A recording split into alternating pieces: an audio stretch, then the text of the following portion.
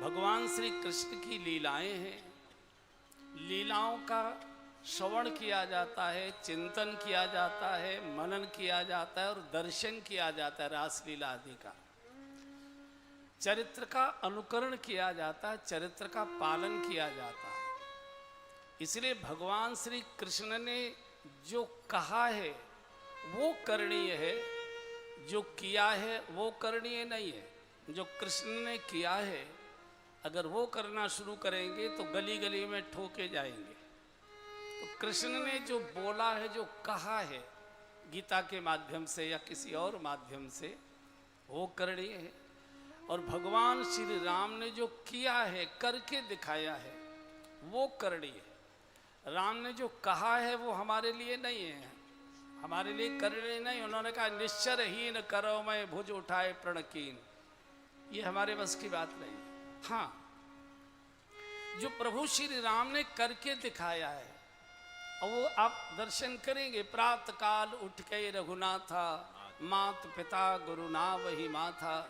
जो कुछ ये चरित्र है और चरित्र करके ही दिखाया जाता है। वो नारद जी, वो हम जैसे साधुओं के लिए नारद जी ने अपनी फजीयत कराई है कि साधु को कैसे रहना चाहिए और किन चीज़ों से बचना चाहिए। आपने साधुओं के साथ कभी भोजन नहीं किया, पंगत जिसको बोलते हैं, साधुओं की पंगत, उसमें साधुओं में भी कोतवाल होते हैं, व्यवस्था के कोतवाल भी होते हैं।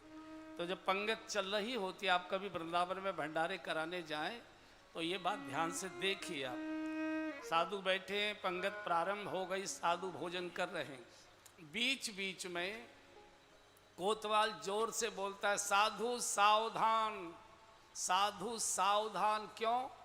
बोले खीर खाने नहीं आया था साधु बनकर, भगवान का भजन करने आया था।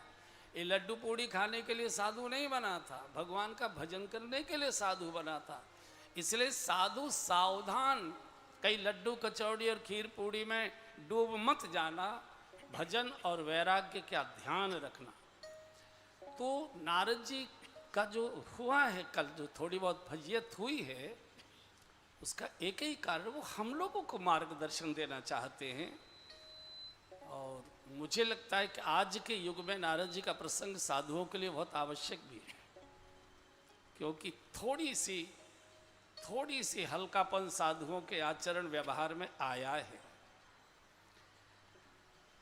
इससे ज़्यादा कुछ बोलने की आवश्यकता नहीं है। नारद जी में तीनों दुर्गुण प्रबल हुए।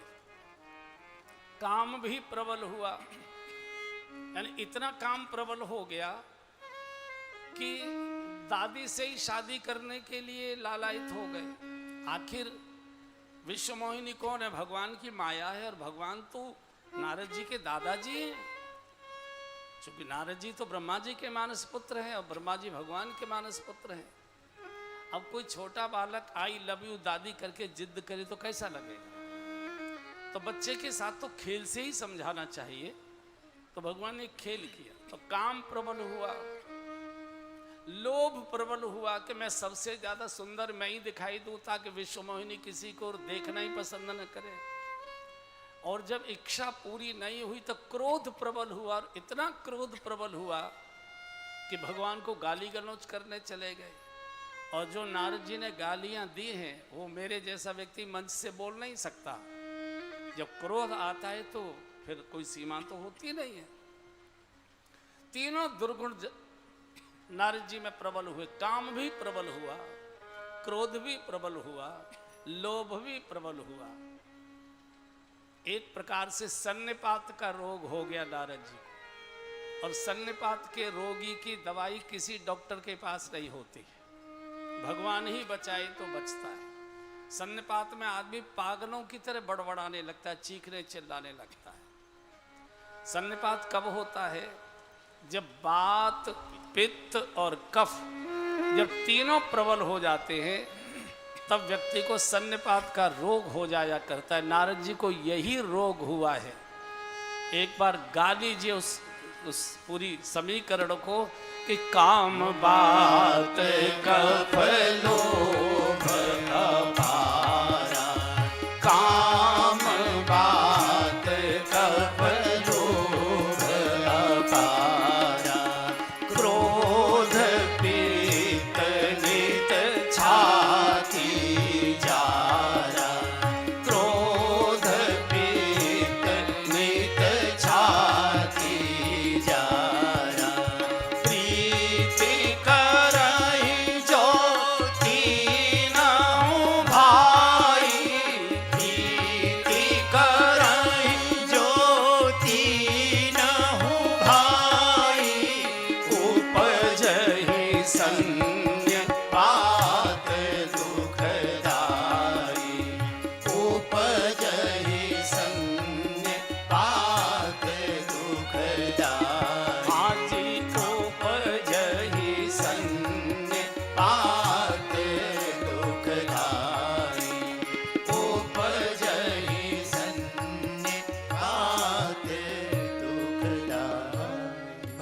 भयंकर सन्निपात का रोग, फिर भी नारद जी बच गए। क्यों?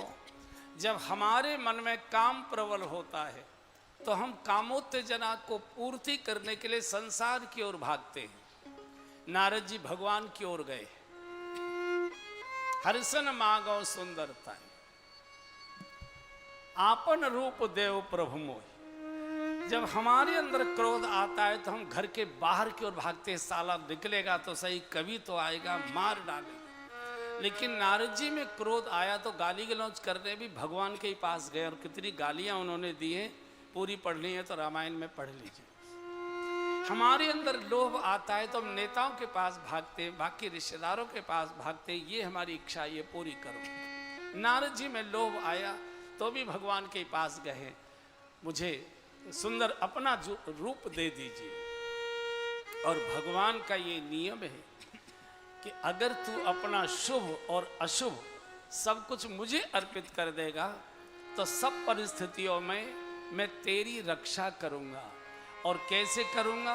बोले करऊं सदा तीन के रखवाली, करऊं सदा तीन के रखवाली, करऊं सदा तीन के रखवाली, करऊं सदा तीन के रखवाली। जिमि बालक राखई महतारी, जिमि बालक राखई महतारी। आजी करऊं सदा तीन के रखवाली, करऊं सदा तीन के रखवाली। जो मेरी शरणागत होते हैं उनकी मैं कैसे रक्षा करता हूं? जैसे बालक की रक्षा महतारी करती है। माँ शब्द नहीं लिखा, माताजी शब्द नहीं, कोई और शब्द लिख सकते थे, महतारी। और आप सब जानते हैं महतारी शब्द काय से बना है? महतारी शब्द मेहतर से बना है। कहते ना मेहतरानी नहीं आई अभी। और हम सबको मालूम है कि मेहतर क्या काम करता है, क्या काम कर सकता है। जिसे कोई नहीं कर सकता उसे मेहतर करता है। अब तो फ्लश सिस्टम आ गए, लेकिन हमारे मलमूत्र को टोकरे में भरकर सिर पर रखकर लेकर बाहर जाकर फेंकता है। इसे कोई नहीं कर सकता, कोई नहीं कर सकता। मान लीजिए किसी छोटे से बच्चे की माँ किसी काम से बाहर निकल कर गई है, सब्जी लेने गई, कहीं भी गई है, और छोटे बालक ने पॉटी कर दी तो उसकी चाची है या ताई है, वो चिल्लाती रहेगी, अरे तुम्हारे मुन्ना ने पोटी कर दी, तुम्हारे मुन्ना ने। अरे तुम भी तो उसकी कुछ हो के नहीं हो। कोई दूसरे के मलमूत्र धो ही नहीं सकता है, ये केवल माँ ही कर सकती है और कोई नहीं कर सकता है। इसलिए महतारी शब्द लिया है, मेहतर से बना हुआ। करऊं सदा तिनके रखवारी, जो मेरे अधीन हो जाते, जो मेरे हो जाते हैं। सुने मुनि तो ही कहूं सहरोसा, सुने मुनि तो ही कहूं सहरोसा। भजहि जे मोहि तजि सकल भरोसा, भजहि जे मोहि तजि सकल भरोसा। करहूं सदा तीन के रखवारी, करहूं सदा तीन के रखवारी। जिमि बालक राखई महतारी, जिमि बालक राखई महतारी। जो धोखा दे सकता है उसको मनुष्य कहते हैं, और जो किसी भी परिस्थिति में कभी भी धोखा नहीं देता उसको भगवान कहते हैं, ईश्वर कहते हैं। बाकी सब धोखा देते हैं, मीठी मीठी बात बना देंगे, ध्यान से उतर गया, भूल गया था, समाचार नहीं मिल पाया था, वगैरह वगैरह वगैरह वगैरह। तीनों दुर्गुणों में भी नारद जी का रक्षण हो गया। और भगवान के प्रति जो समर्पित हो जाते हैं, भगवान कितना नीचे गिरकर उनकी रक्षा करते। एक दो उदाहरण सुनिए, फिर आगे जन्म की कथा में प्रवेश करते हैं। महाभारत के युद्ध की घोषणा हो गई, कुरुक्षेत्र में युद्ध होगा, तय हो गया, सब अपनी अपनी तैयारी करने लगे। तो भगवान से सहायता लेने के लिए एक दिन दुर्योधन द्वारिका गए। तो भगवान सो रहे थे या सोने का नाटक कर रहे थे, पीताम्बर ओढ़े सो रहे थे, जो भी कार्य कर रहे हों लेटे। तो जब जागेंगे तो बात करूंगा, ऐसा मानकर अंदर प्रवेश हुआ कक्ष में। तो पीछे भगवान के सिरहाने के सोफा पड़ा था, उस पर जाकर बैठ गया, जागने की प्रतीक्षा करने लगे। संयोग से उसी दिन थोड़ी देर बाद अर्जुन भी पहुंचे। अब अर्जुन तो भक्त है, भक्त तो हमेशा भगवान के चरणों में बैठता है, तो चरणों में बैठ गए अर्जुन। किसी ने टिप्पणीकार ने टिप्पणी दी है कि अर्जुन युद्ध तो उसी दिन जीत गया था जिस दिन भगवान के चरणों में बैठ गया था, और जिसकी भगवान के चरणों में बैठने की हिम्मत है उसकी कभी हार होती भी नहीं है। हम 2 कौड़ी के लोगों के चरणों में उनके तलवे चाटते हैं, भगवान के पास बैठने के हम पर समय ही नहीं है, टाइम ही नहीं मिलता है, टाइम ही नहीं मिलता है। 6 अखबार चाटोगे, टाइम ही नहीं मिलता है।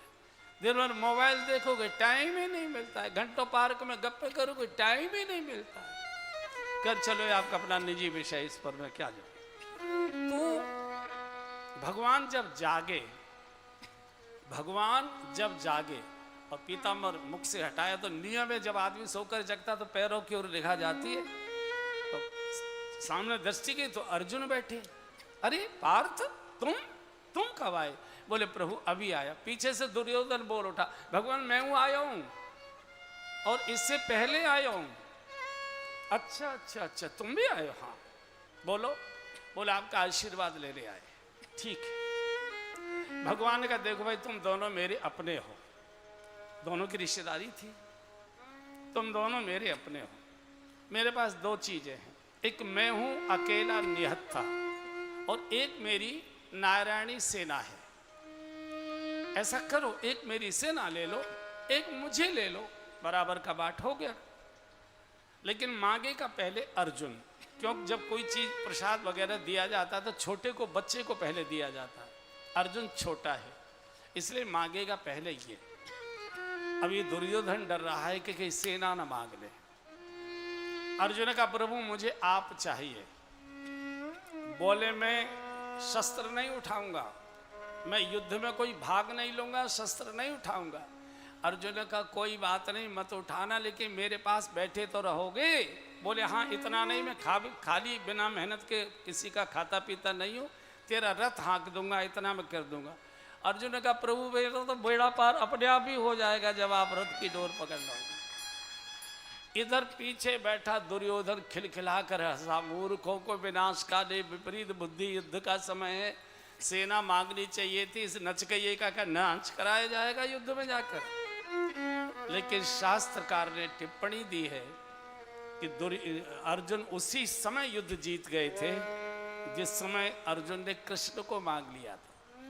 एक दिन भगवान ने अर्जुन से पूछा, क्यों अर्जुन, भले आदमी तुझे मांगना भी नहीं आया, युद्ध का समय था, सेना मांगनी चाहिए थी, मुझे निहत्थे को मांगकर तू क्या चाहता था? युद्ध नहीं जीतना चाहता था क्या? अर्जुन ने कहा, गोविंद मैं युद्ध हारने को तैयार हूं, पर हरि को हारने को तैयार नहीं हूं, मैं हरि को छोड़ने को तैयार हूं। और जो हरि को साथ रखता है उसकी हार कभी होती ही नहीं, होती ही नहीं, वही जीत गया। तो जो भगवत समर्पित हो जाते हैं, और क्या कितनी घटनाएं सुनाऊं।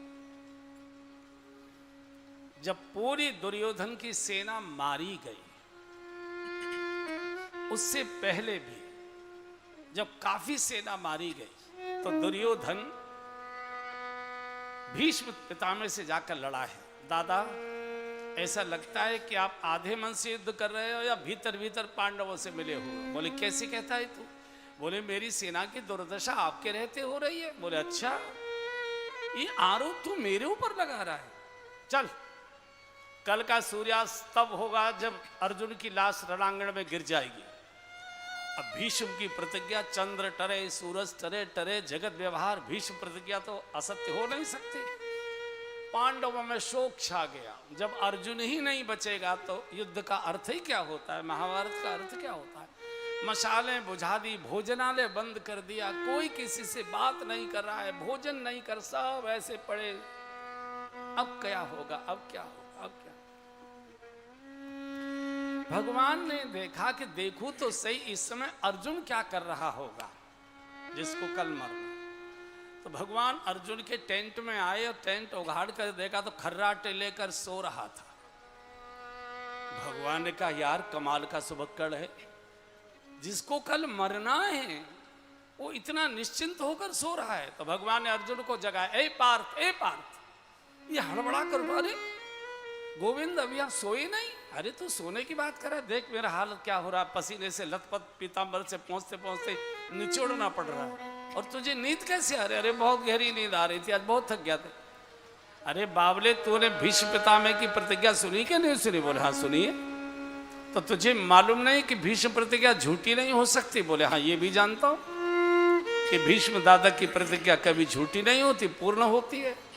तो तू ये नहीं मालूम तुझे कि कल तेरी मौत होने वाली है? बोले ये भी मालूम है कि कल मैं मरने वाला हूं। तो भगवान ने कहा कि जब तुझे ये मालूम है कल तू मरने वाला है, तेरी मौत आने वाली है, इतना निश्चिंत होकर तू सो कैसे रहा है? तुझे नींद कैसे आ रही है?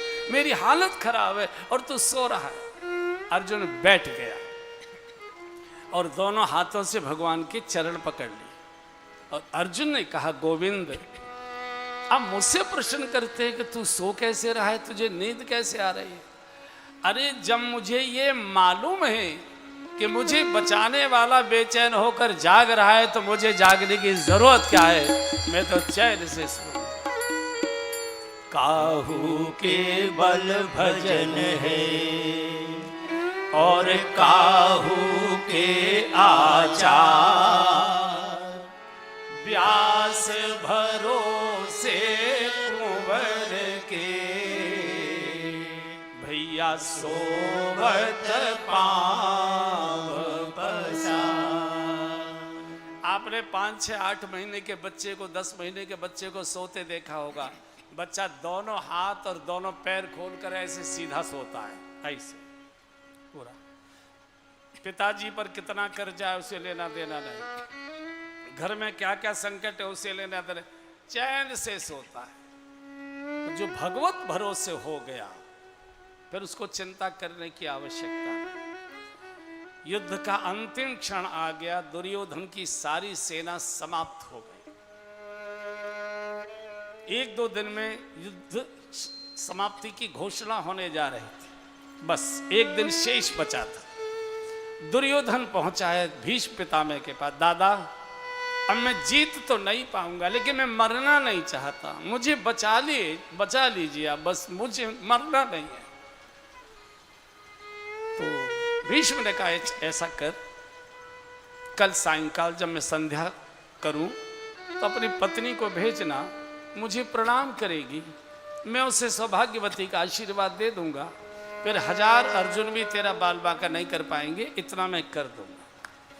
ये बात भगवान के कानों में पहुंच गई किसी प्रकार के जासूसों के द्वारा। भगवान ने सब जासूस चारों लगा रखे थे कि कल भीष्म दादा दुर्योधन को कि उसकी पत्नी को सौभाग्यवती होने का आशीर्वाद देंगे, और भीष्म ने आशीर्वाद दे दिया तो मैं भी कुछ नहीं कर पाऊंगा, मेरा चक्र सुदर्शन भी कुछ नहीं कर पाएगा।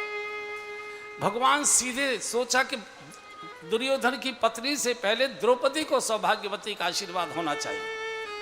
तो भगवान द्रौपदी के शिविर में गए, द्रौपदी जल्दी चलो। क्या कहाँ जाना है? बोले भीष्म दादा के शिविर में जाना है। अरे वहां कोई जाने देगा? इतने रक्षक पहरेदार। बोले इसकी चिंता मत कर, मैं सारी व्यवस्था करके आया। क्या करना है? बोले भीष्म दादा ने प्रतिज्ञा की है कि तू सायंकाल अपनी पत्नी को भेजना, जब मैं संध्या वंदन से निवृत्त हूं मैं सौभाग्यवती होने का आशीर्वाद दे दूं, और अगर भीष्म दादा ने आशीर्वाद दे दिया तो मैं तेरे खुले केश नहीं बंधवा पाऊंगा। द्रौपदी जल्दी चलो। कैसे चलूं? इतने रक्षक। बोले चिंता मत कर, मैंने सब व्यवस्था की। और ले आए भगवान। अगर उसकी पत्नी आ गई तो बोले इतनी जल्दी नहीं आएगी, पहले ब्यूटी पार्लर जाएगी, बाल बाल ठीक कराएगी, मुंह धुलवाएगी, वगैरह वगैरह जो भी करेगी, तो चल जल्दी से। ले आए। भीष्म कुटिया में संध्या के आसन पर ऐसे बैठे थे। द्रौपदी को कहा कि जब तक 5 बार प्रणाम न कर ले तब तक परिचय नहीं देना, खड़ी हो जा जाकर। और जैसी सैंडल उतार कर अंदर गई, भगवान ने सोचा इसी बीच में अगर दुर्योधन का कोई भी व्यक्ति आ गया और द्रौपदी के सैंडल पहचान लिए तो बवंडर हो जाएगा। तो भगवान ने द्रौपदी के सैंडल उठाए, अपने पीताम्बर में लपेटे और बगल में ऐसे छुपा लिए। और भगवान ने भी सोचा मुझे भी कोई कौरव कुल का देख लेगा तो अभी बवंडर करेगा कि कुछ इनको जोड़ तोड़ करने आया होगा, ये छलिया है। तो एक पीपल का पेड़ था, बहुत विशाल था, बहुत लंबे समय तक वो रहा, शायद अभी हो कि न हो मालूम नहीं, लेकिन हमने बहुत वर्ष पहले देखा था, 30-40 वर्ष पहले। उसकी आट में जाकर भगवान खड़े हो गए। तो जैसे ही भीष्म ने संध्या पूर्ण कर कहा ओम शांति शांति शा, तीसरी बार में शाही बोल पाए थे। द्रौपदी ने माथा टेका, दादा श्री चरणों में प्रणाम करती हूँ। आंखें बंद हैं दादा की, हाथ उठाकर आशीर्वाद दे दे, बेटी सौभाग्यवती भव।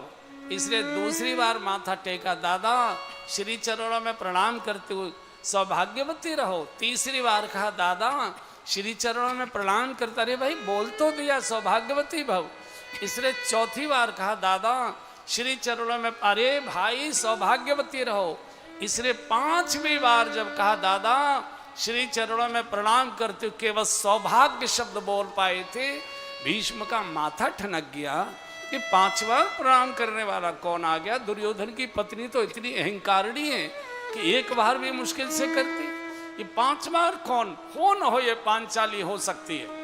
आंख बंद है, भीष्म के नेत्र बंद हैं, बंद नेत्रों से पूछा, बेटी परिचय दो, कौन हो? बोले, दादा आपकी कुल वधू द्रौपदी आपके चरणों में प्रणाम करती है। इतना बोलना था। भीष्म जैसा हिमालय के शिखर जैसी ऊंचाई का महापुरुष पछाड़ खाकर बैठा बैठा एकदम धरती पर सिर पटकने लगा, सिर पीटने लगा अपने हाथ में। ये क्या कर दिया द्रौपदी तूने? युद्ध का निर्णय तो तूने कर दिया, जो होना था वो तो तूने कर दिया, अब जो कल होगा वो तो केवल तमाशा दिखाया जाएगा। ये बता तू यहां तक आई कैसे, पहुंची कैसे? बोले, भगवान द्वारिका नाथ गोविंद लेकर आए, द्वारकाधीश कृष्ण। हाँ, कहाँ है? तो कृष्ण कृष्ण पुकारते बाहर की ओर दौड़े। जब भीष्म पीपल की आट में भगवान खड़े थे, द्रौपदी के सैंडल पीताम्बर में लपेटे बगल ऐसे भीष्म दौड़ कर आए तो भगवान को प्रकट होना पड़ा। और जैसे भीष्म दादा ने साष्टांग प्रणाम किया भगवान के श्री चरणों में, और भगवान ने झपट कर हाथ बढ़ाकर भीष्म के कंधे पकड़कर उठाने की कोशिश की, तो जो बगल में द्रौपदी के सैंडल लगे थे भीष्म के सिर पर जाकर गिरे। और उन सैंडलों को सिर पर रखकर भीष्म इतना रोए। ऐसा भगवान दुनिया में किसी को मिल सकता है कि भक्त के जूते चप्पल लिए लिए घूम रहा है, सिर पर उठाए उठाए घूम रहा है? किसी कवि ने बहुत अच्छा लिखा है कृष्ण के बारे में, एक बार गा लीजिए। कोई घन श्याम सा नहीं देखा, सब गाइए। कोई घन श्याम सा नहीं देखा, जो भी देखा वो बेवफा देखा, जो भी देखा वो बेवफा देखा। कोई